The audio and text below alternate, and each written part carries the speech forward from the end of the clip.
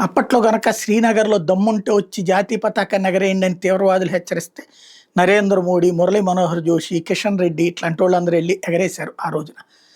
అట్లాగే మణిపూర్‌లో దమ్ముంటే రండి, బై రోడ్ రండి, హెలికాప్టర్‌లో రావడం గాదు అని జెప్పేసి తీవ్రవాదులు ఆ మధ్యన ఈ కుకీ, మేతీ తెగలకి వెనకాల ఉన్నటువంటి తీవ్రవాద ముఠాలు ఇక్కడ తీవ్రవాద దాడి చేసేసి పారిపోయి మయన్మార్‌లో తలదాచుకునేవాళ్ళు, చైనా అండదండలతో బతికేటటువంటి వాళ్ళు వార్నింగ్‌లు ఇచ్చారు.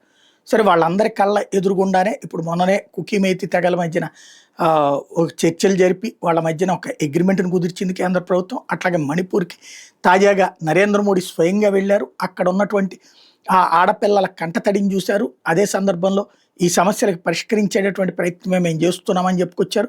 ఎట్ ద సేమ్ టైం అక్కడ బై రోడ్ ఈ సందర్భంగానే ఆ సైన్యం అంతా బై రోడ్ అక్కడ తిరిగింది.